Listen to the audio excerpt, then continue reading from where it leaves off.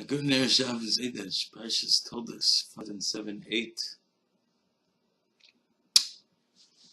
This week we're in Toronto, in Yerushalayim. If you're in Toronto, send me a message. Let's say hello. This week's Parsha a little bit puzzling. A lot going on, obviously. The wonderful Parsha for births.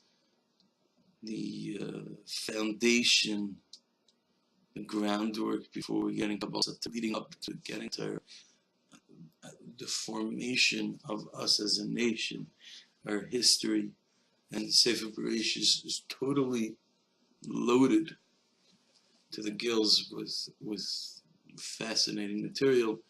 And there's one particular story in this week's Parsha which forms a huge milestone in a huge time period, in a huge chapter in Jewish history. Is the Parshas Yitzchak to Yaakov.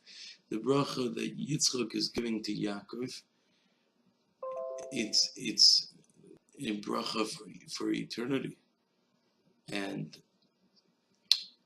the story why he gave it to Yaakov and not Esau, it's a very interesting and complex story, which this is not going to be the time and space to discuss. But what we are going to discuss is that Yitzchak tells Esau to bring him food. Rivka overhears this and says, "This is going to be terrible." Esau gets the brachas. Yitzchak's a blind man. I don't know what that means. Blind, perhaps blind to understanding the reality of who his son Esau really was.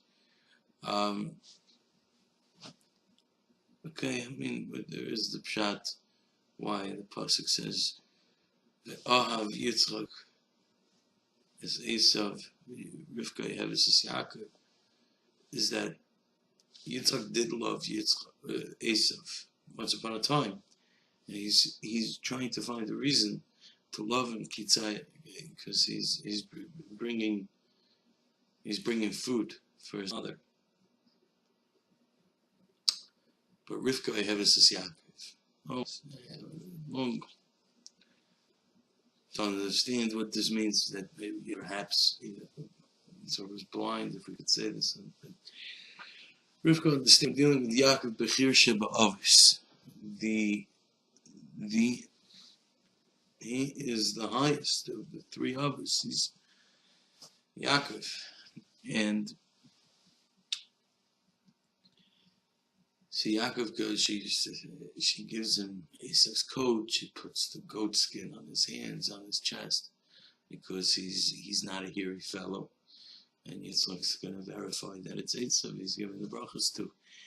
And he comes in and he's talking. He feels him. He says, "Hakol kol Yaakov v'yidai midei Esau."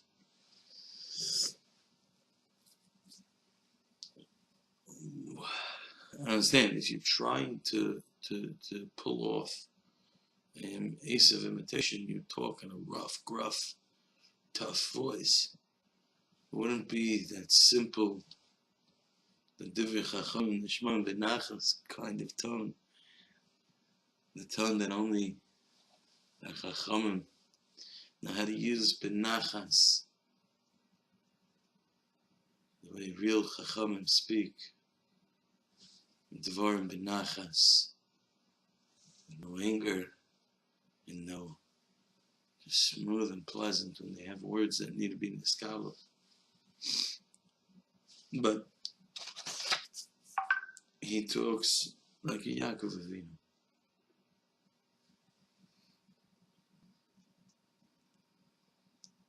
Moshe Sternbuch in Sefer Tam Vodas, he explains this, and he says, well, Yaakov was able to go along with all the steps that his mother told him to do.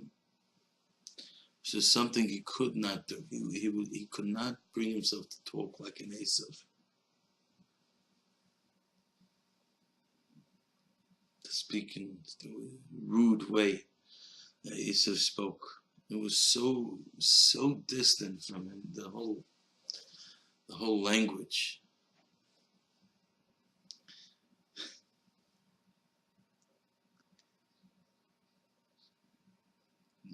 So he'd rather give up. He'd rather have Yitzchak figure out that it's not Esav, and he'll lose all the brachas, and to talk like an Esav. The pasuk in Shir Shirim says, "Nafshi yotza v'davrei." You can understand that a person's neshama comes out when he speaks. When a person speaks, his neshama, you can hear his neshama if you pay attention.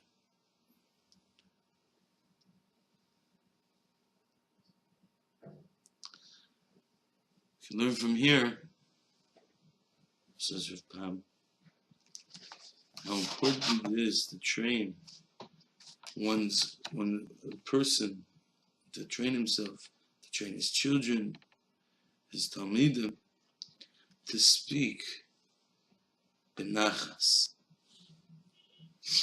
It's something he should take with him all his life. As the Rambam tells us in Hilchos Days that the way Chachamim, the way they'll hear it, people will hear the message as benachas. Hey, Baruch Hashem, traveling a lot this week.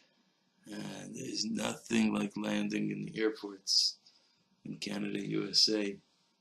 You get that big, gruff guy at the door of the plane. But when you get to the passport control, the guy, okay, Lan, come on, get in line, get your suitcase, come on. It's that Esav talking. It's the Esav in them that's talking. The Esav that comes, he listened to his father. He went to get the tzayid. He went to get the animal. But what does he say to his father? Kum lechavi, kum teichal avi, ki bincha hevi matav. Please, thank you. No, kum lech boom. Very rude, rough, and tough manner.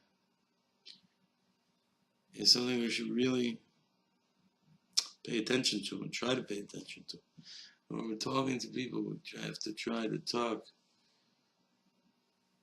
with an calm and pleasant, and not in an angry tone. Chas v'shalom. Have a Heilig Aziz, sweet Shabbos. As always, any questions, comments, or feedback, you can leave them in the comment section below. Thank you so much for listening.